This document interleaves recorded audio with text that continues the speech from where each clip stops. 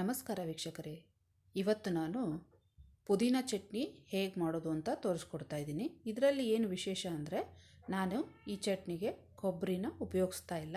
ಅದನ್ನು ಉಪಯೋಗಿಸ್ತೇನೆ ನಾನು ಇಲ್ಲಿ ಪುದೀನ ಚಟ್ನಿ ಹೇಗೆ ಮಾಡೋದು ಅಂತ ತೋರಿಸ್ಕೊಡ್ತಾ ಇದ್ದೀನಿ. ಇದು ದೋಸೆ, ಇಡ್ಲಿ, ಪಡ್ಡು ಯಾವುದಾದ್ರ ಜೊತೆಗೂ ಸಖತ್ತಾಗಿರುತ್ತೆ.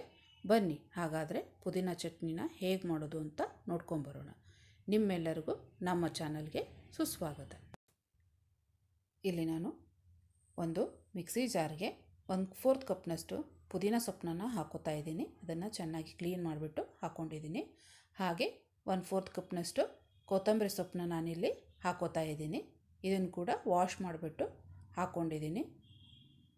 ಹಾಗೆ 2 ಹಸಿರು ಮೆಣಸಿನ್ಕಾಯಿನ ಹಾಕೋತಾ ಇದ್ದೀನಿ. ನಿಮಗೆ ಖಾರ ಬೇಕು ಅಂದರೆ ನೀವು ಇನ್ನೊಂದೆರಡು ಹಾಕೋಬೋದು. ಹಾಗೆ ಸ್ವಲ್ಪ ಹುಣಸೆಹಣ್ಣನ್ನು ಹಾಕ್ಕೊಂಡಿದ್ದೀನಿ. ಹುಣಸೆಹಣ್ಣ ಇಲ್ಲಿ ಬೇಡ ಅಂತಂದರೆ ನೀವು ನಿಂಬೆ ರಸನೂ ಹಾಕೋಬೋದು. ಹಾಗೆ 1/4 ಕಪ್ನಷ್ಟು ನಾನಿಲ್ಲಿ ಪುಟಾಣಿ ಹಾಕ್ಕೊಂಡಿದ್ದೀನಿ ಅಥವಾ ಹುರಿಗಡಲೆ ಅದನ್ನು ಹಾಕ್ಕೊಂಡಿದ್ದೀನಿ. ಹಾಗೆ ನಾನಿಲ್ಲಿ 1/4 ಕಪ್ನಷ್ಟು ಶೇಂಗಾ ಕಡಲೆ ಬೀಜ ಇದನ್ನು ನಾನು ಹುರಿದ್ಬಿಟ್ಟು ಅದರದ್ದು ಸಿಪ್ಪೆ ತೆಗೆದು ನಾನು ಇಲ್ಲಿ ಹಾಕೋತಾ ಇದ್ದೀನಿ. ಇದು ಪುಟಾಣಿ 2 ಸೇಮ್ ಅಳತೆದು ಹಾಕ್ಕೋಬೇಕು. ನೀವು 1/2 ಕಪ್ ತೊಗೊಂಡ್ರೆ 1/2 ಕಪ್ಪು, 1/4 ಕಪ್ ತೊಗೊಂಡ್ರೆ 1/4 ಕಪ್ಪು. ಹಾಗೆ ನಾನಿಲ್ಲಿ ರುಚಿಗೆ ತಕ್ಕಷ್ಟು ಉಪ್ಪನ್ನ ಹಾಕೋತಾ ಇದ್ದೀನಿ.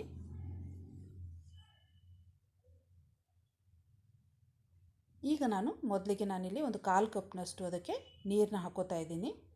ಈಗ ಇದನ್ನು ರುಬ್ಕೋಬೇಕು. ಒಂದು ಸುತ್ತು ಇದನ್ನು ರುಬ್ಕೊಂಬರೋಣ. ಆಮೇಲೆ ನಾವು ಮತ್ತಷ್ಟು ನೀರನ್ನ ಇದಕ್ಕೆ ಸೇರಿಸ್ಕೋಬೇಕಾಗತ್ತೆ. ಸೊ ನೋಡಿ, ಈಗ ನಾನು ಒಂದು ಸುತ್ತು ಅದನ್ನು ರುಬ್ಕೊಂಡ್ಬಂದಿದ್ದೀನಿ. ಈಗ ರುಬ್ಬಿದ ಮೇಲೆ ಹೀಗಾಗಿದೆ ಅದು. ಈಗ ಇದಕ್ಕೆ ನಾವು ಒಂದು 1/2 ಕಪ್ನಷ್ಟು ನೀರನ್ನ ಹಾಕೋತಾ ಇದ್ದೀನಿ.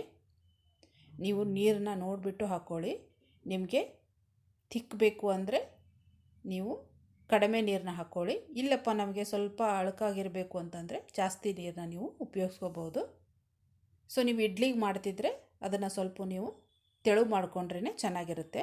ಈಗ ರುಬ್ಕೊಂಡ್ಬಂದಿದ್ದೀನಿ. ಈಗ ರುಬ್ಬಿದ ಮೇಲೆ ಈ ರೀತಿ ಆಗುತ್ತೆ.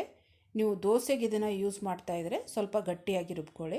ನೋಡಿ, ರುಬ್ಬಿದ ಮೇಲೆ ಹೀಗಾಗುತ್ತೆ. ತಿನ್ನೋದಕ್ಕೂ ಕೂಡ ಅಷ್ಟೇ ಸಖತ್ತಾಗಿರುತ್ತೆ. ನೀವು ಕೊಬ್ಬರಿ ಇರಲಿಲ್ಲ ಅಂದರೆ ಚಿಂತೆನೇ ಬೇಡ. ಕೊಬ್ಬರಿನ ಬಿಟ್ಟು ನೀವು ಇದನ್ನು ಚಟ್ನಿನ ಮಾಡ್ಕೋಬೋದು. ಯಾಕಂದರೆ ಯಾವಾಗಲೂ ಎಲ್ಲರ ಮನೆಯಲ್ಲೂ ಕೊಬ್ಬರಿ ಇರಲ್ಲ. ಸೊ ನೀವು ಕೊಬ್ಬರಿ ಇಲ್ಲದೇ ಈ ಚಟ್ನಿನ ಪಟಾಪಟ್ ಅಂತ ಮಾಡ್ಕೋಬೋದು. ಮತ್ತು ತಿನ್ನೋದಕ್ಕೂ ಕೂಡ ಅಷ್ಟೇ ಸಖತ್ತಾಗಿರುತ್ತೆ. ನೀವು ಒಮ್ಮೆ ಇದನ್ನು ಟ್ರೈ ಮಾಡಿ ನೋಡಿ. ಮತ್ತೆ ಮತ್ತೆ ಈ ಚಟ್ನಿನ ನೀವು ಮನೆಯಲ್ಲೇ ಮಾಡ್ತಾನೇ ಇರ್ತೀರ. ಯಾಕಂದರೆ ಅಷ್ಟು ಟೇಸ್ಟಿಯಾಗಿರುತ್ತೆ.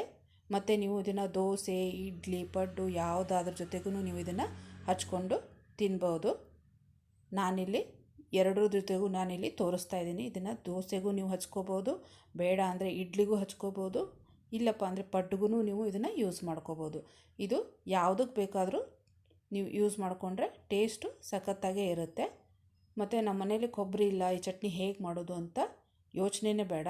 ನಿಮ್ಮ ಮನೆಯಲ್ಲಿ ಮಿಕ್ಕಿದೆಲ್ಲ ಸಾಮಗ್ರಿ ಇದ್ದೇ ಇರುತ್ತೆ ಮನೆಯಲ್ಲಿ. ಸೊ ಅದನ್ನು ಉಪಯೋಗಿಸ್ಬಿಟ್ಟು ನೀವು ಈ ಚಟ್ನಿನ ಮನೆಯಲ್ಲೇ ಈಸಿಯಾಗಿ ಮಾಡ್ಕೋಬೋದು. ನೋಡಿದ್ರಲ್ಲ ವೀಕ್ಷಕರೇ, ಕೊಬ್ಬರಿನ ಉಪಯೋಗಿಸ್ತೇನೆ ನಾವು ಮನೆಯಲ್ಲಿ ಪುದೀನ ಚಟ್ನಿನ ಹೇಗೆ ಮಾಡೋದು ಅಂತ. ಸೊ ಈ ರೆಸಿಪಿ ನಿಮಗೆ ಇಷ್ಟ ಆಗಿದ್ದರೆ ನೀವು ಒಂದು ಸತಿ ಇದನ್ನು ಮನೆಯಲ್ಲಿ ಟ್ರೈ ಮಾಡಿ ನೋಡಿ. ಹಾಗೆ ಈ ರೆಸಿಪಿಗೆ ಲೈಕ್ ಮಾಡಿ, ಶೇರ್ ಮಾಡಿ, ಹಾಗೆ ನಮ್ಮ ಚಾನಲನ್ನು ಸಬ್ಸ್ಕ್ರೈಬ್ ಮಾಡೋದನ್ನು ಮಾತ್ರ ಮರಿಬೇಡಿ. ಮುಂದಿನೊಂದು ಹೊಸ ರೆಸಿಪಿಯೊಂದಿಗೆ ಮತ್ತೆ ನಾನು ನಿಮ್ಮನ್ನು ಭೇಟಿಯಾಗ್ತೀನಿ. ಅಲ್ಲಿವರೆಗೂ ನಿಮ್ಮೆಲ್ಲರಿಗೂ ಧನ್ಯವಾದಗಳು. Thank you for watching.